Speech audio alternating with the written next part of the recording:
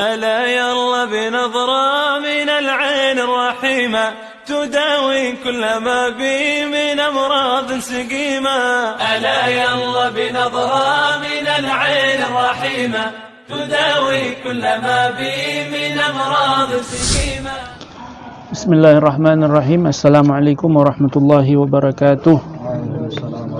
الحمد لله والصلاة والسلام على رسول الله سيدنا محمد بن عبد الله وعلى آله وصحبه ومن والاه. نوينا تعلم وتعليم والنفع والانتفاع والمذاكرة والتذكير والإفادة والاستفادة والحث على تمسك بكتاب الله تعالى وسنة رسول الله والدعاء إلى الهدى والدلالة على الخير ابتغاء مرضات الله وقربه وثوابه سبحانه وتعالى. رب اشرح لي صدري ويسر الأمر واحلل عقدة من لساني يفقهوا قولي واجعل لي وزيرا من أهلي.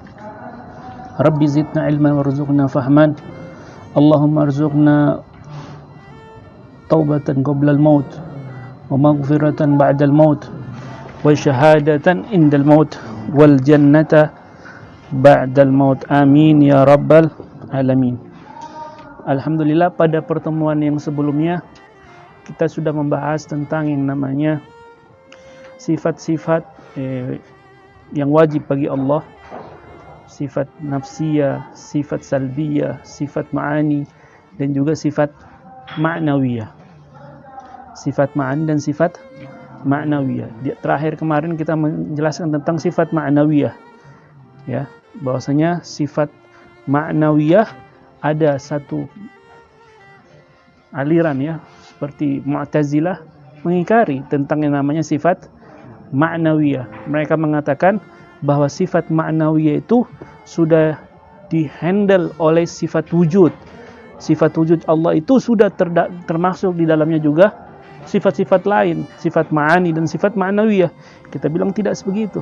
Kalau seperti itu orang akan salah paham nantinya. Kita harus sebutkan secara detail. Itu kebiasaan Ahlus Sunnah wal Jamaah. Dan sifat Allah itu ialah Allah dan sifat-sifatnya. Adapun sifat-sifatnya ini hanya i'tibariyah.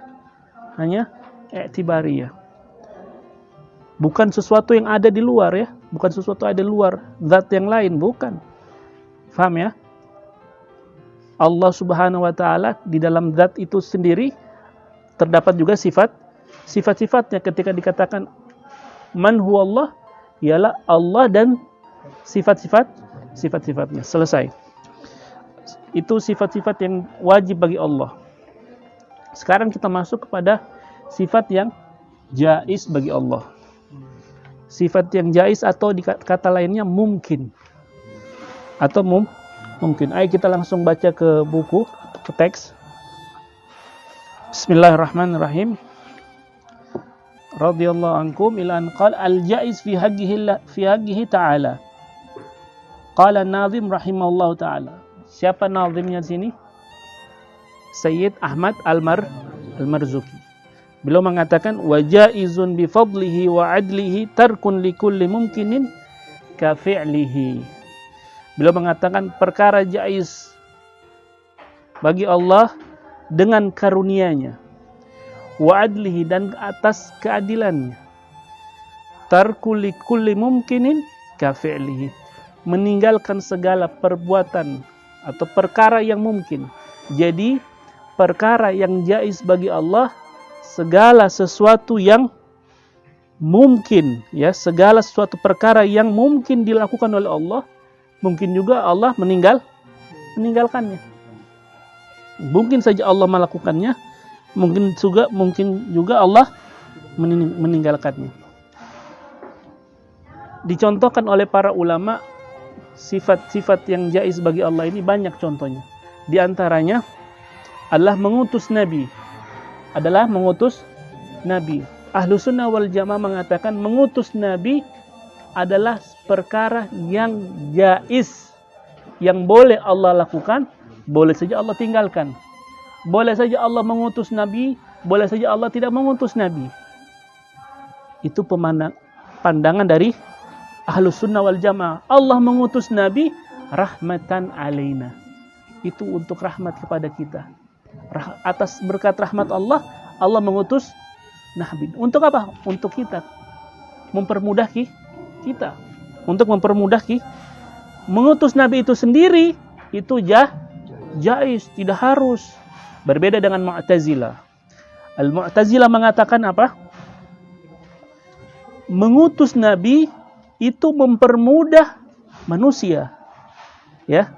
Dan itu suatu kebaikan.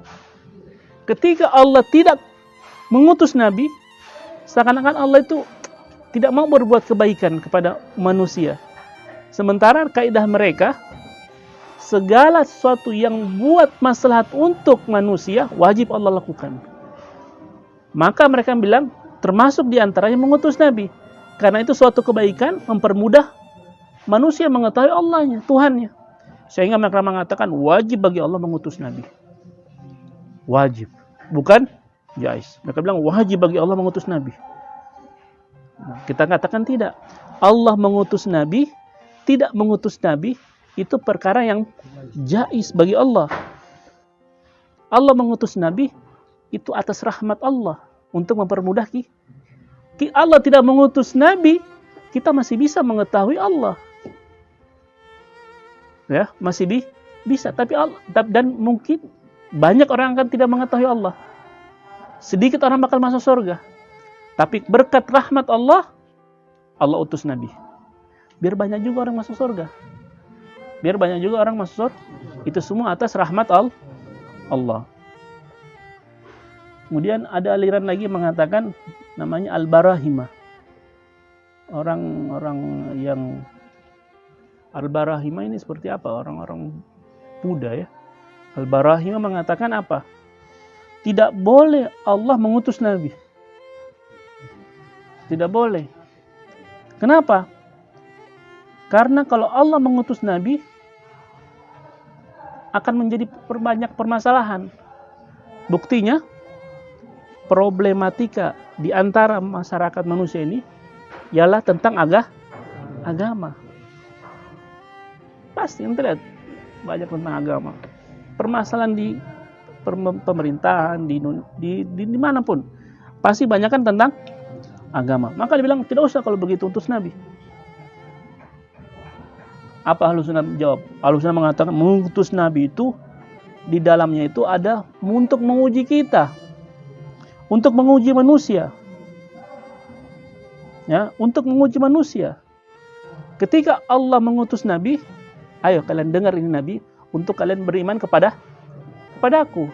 Allah tidak mengutus Nabi, juga Allah memerintahkan kita untuk beriman kepada Allah. Atas rahmat Allah, Allah utus Nabi untuk mempermudah kita. Dan itu ujian bagi orang lain. Untuk beriman kepada Allah. Akan tetapi Allah bilang dalam Al-Quran, "Wa ma arsalnaka illa rahmatan lil alamin." Dan tidaklah kami mengutus engkau wahai Muhammad kecuali rahmat. Dan ketika Allah mengutus Nabi, itu rahmat bagi seluruh manusia, seluruh manusia dan seluruh umat.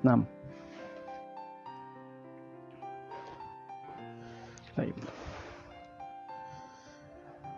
Masuk surga, Allah memasukkan seorang ke dalam surga, Allah memasukkan orang ke dalam neraka, itu juga perkara jaiz bagi Allah. Itu perkara yang mungkin. Ketika seseorang itu beribadah kepada Allah, Allah janjikan bagi mereka yang taat kepadanya adalah masuk ke dalam surga. Dan Allah juga peringatkan kepada mereka yang tidak taat kepada Allah, masuk ke dalam neraka. Pertanyaannya begini, kita masuk ke dalam surga, itu keharusan bagi Allah atas amal yang kita perbuat, atau atas rahmat yang Allah? Atas rahmat Allah. Itu keyakinan atau mazhab Ahlussunnah wal Jamaah. Karena ketika Allah memasukkan kita ke dalam surga, itu bukan perkara yang wajib bagi Allah. Terus kan bukannya kita beribadah. Kita diciptakan, hakikat kita diciptakan untuk beribadah kepada Allah, bukan untuk masuk ke dalam surga dan atau bukan masuk ke dalam neraka. Hakikat kita beribadah diciptakan hanya untuk beribadah kepada Allah. Itu namanya ma'rifatullah, itulah hakikat daripada ma'rifah. Tujuan kita diciptakan untuk beribadah. Ketika Anda sudah beribadah kepada Allah, bukan Anda untuk memaksakan Allah masuk ke dalam surga. Sehingga orang-orang yang dekat sama Allah, mereka katakan, saya bukan beribadah karena surga ya Allah. Saya bukan karena takut neraka ya Allah. Saya cuma pengen nyari ridhomu. Seperti Rabi'atul Adawiyah. Pengen cari ridhonya Allah subhanahu. Saking cintanya dia sama Allah. Bukan karena ingin surga. Bukan karena ingin takut neraka. Mereka yang sudah dekat mengetahui Allah seperti itu. Mereka pahami. Wa ma khalaqtul jinna wal insa illa liya'budun. Itu hakikat daripada manusia diciptakan. Beribadah kepada Allah. Bukan kita ketika sudah beribadah, wajib saya masuk surga ya Allah. Nah, itu bukan keharusan Allah untuk masukkan orang ke dalam surga. Dan akan tetapi Allah kalau sudah berjanji, kalau orang taat kepadanya, in la yukhliful mi'ad. Allah tidak ingkar pada janjinya. Tapi bukan dari awal, bukan keharusan bagi Allah. Ingat ya, bukan keharusan bagi Allah untuk seseorang masuk ke dalam surga. Bedakan ya. Baik. Mu'tazilah bilang begini. Mu'tazilah bilang wajib bagi Allah untuk memasukkan orang ke dalam surga bagi mereka yang sudah beribadah. Sehingga dalam Mu'tazilah seperti beribadah kepada Allah itu seperti jual beli. Ya, Allah surga, balasannya surga bagi kita. Ya, kita berikan ibadah itu untuk Allah. Kita katakan tidak. Kita beribadah untuk diri kita. Maslahatnya untuk kita, kebaikannya untuk kita. Ya, faedahnya untuk kita, bukan untuk Allah. Allah tidak butuh dengan sholat kita. Kita mau dicipta, ente mau sholat, ya. Hakikatnya orang mau sholat, mau tidak sholat, mungkin saja dia masuk surga, mungkin saja tidak masuk surga. Mungkin saja dia masuk neraka, mungkin saja tidak. Tapi Allah sudah turunkan syariat Islam. Allah sudah turunkan aturan-aturan. Mereka yang taat akan dapat surga. Mereka yang tidak taat akan dapat neraka. Pertanyaannya, apakah wajib mereka akan masuk surga? Belum, tentu. Itu hakikat ente diciptakan untuk taat sama Allah. Bukan untuk masuk ke dalam surga. Bedakan. Nah,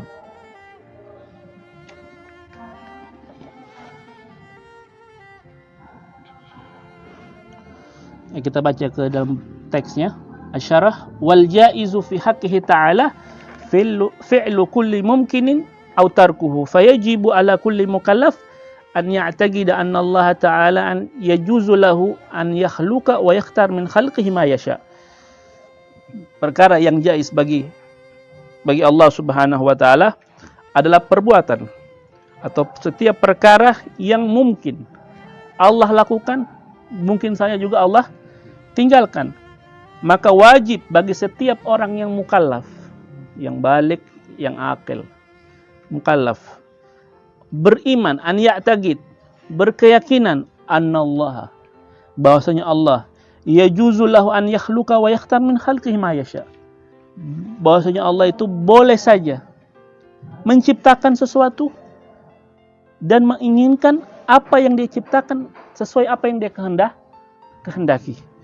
Wala yajibu alaihi syai', dan tidak wajib atas sesuatu bagi Allah. Tidak ada wajib bagi Allah. Li'annahu huwal mutasarriful mutlaq. Karena dialah yang berkehendak. Apa yang kita inginkan, apa yang kalian inginkan, yang terjadi apa yang dikehendaki oleh Allah. Wa ma kana li ahadin al-ikhtiyaru ma'ahu wa ma kana li ahadin al-ikhtiyaru ma'ahu. Dan itulah makna al-qahar. Itulah makna al-qahar. Allahul qahar, ya. Dari sifat-sifat nama Allah, dialah qahar. Apa itu qahar? apa yang kita inginkan, apa yang kalian inginkan, yang akan terjadi apa yang Allah inginkan. Ya, kita ingin A, fulan kalian ingin B. Apa yang terjadi apa yang Allah inginkan dan kehendaki. Nah, wali'annahu biyadihil umur kulluha khairuha wa syarruha fahuwa yu'ti wa yamna. Dan segala sesuatu itu di dalam kekuasaannya, baik dan buruknya. Dialah yang memberi dan dialah juga yang tidak memberi. Wa ya'izzu wa yudhillu, dialah yang memuliakan dan dia pula yang menghinakan. Wa yanfa'u wa yadhur, dialah yang memberikan manfaat dan dia pula yang memberikan mudarat. Wa yaghfiru wa yu'adzib, wa yaghfiru wa yu'dzibu, wa yaghfiru wa ya'dzubu, wa yu'adzabu, wa yaghfiru wa yu'adzabu. Dialah memberi ampunan dan dia pula memberikan azab. Wa yusibu wa yu'aqabu, dialah yang memberikan pahala dan dialah pula memberikan ganjaran hukuman, ya. Wa hakadha, begitulah seterusnya. Itulah Allah Subhanahu wa taala. Qala ta'ala wa rabbuka yakhluqu ma yasha wa yakhtar ma kana lahumul khiyarah. Dialah Tuhanmu yang menciptakan atas apa yang dia kehendaki, dan tidak ada bagi mereka pilihan. Saya mau lahir anaknya presiden, tidak ada pilihan. Saya mau lahir anaknya presiden atau anaknya artis fulan. Hidung saya seperti ini, mata saya sebegini, tidak ada. Tidak ada pilihan. Telinga saya begini, tinggi saya sekian, tidak ada. Semua atas kehendak dan keinginan Allah Subhanahu wa taala. Tidak ada pilihan kita. Wa qala ta'ala qulillahumma malikal mulki tu'til mulka man tasha' wa tanzi'ul mulka mimman tasha' wa tu'izzu man tasha' wa tudhillu man tasha' biyadikal khair innaka ala kulli syai'in qadir. Katakanlah, Allah raja daripada segala kerajaan. Dialah memberikan kerajaan kepada siapa yang dia kehendaki dan dia mencabut kerajaan bagi siapa yang dia kehendaki. Dia memuliakan dan dia pula yang menghinakan dari siapa yang dia kehendaki. Biyadikal khair, dan kepadamulah dan dalam kekuasaanmulah kebaikan. Innaka ala kulli syai'in qadir. Tulijul laila fin nahar wa tulijul nahara fil lail. Tukhrijul hayya minal mayyiti wa tukhrijul mayyita minal hayy wa tarzuqu man tasha' bighairi hisab. Qala ta'ala lillahi ma fis samawati wa ma fil ard wa in tubdu ma fi anfusikum aw tukhfuhu yuhasibukum bihillah fayaghfiru liman yasha wa yu'adzibu man yasha wallahu ala kulli syai'in qadir. Itulah tadi sifat-sifat jaiz bagi Allah Subhanahu wa taala, dan ayat-ayat tadi menjelaskan tentang hakikat daripada sifat jaiz bagi Allah Subhanahu wa taala.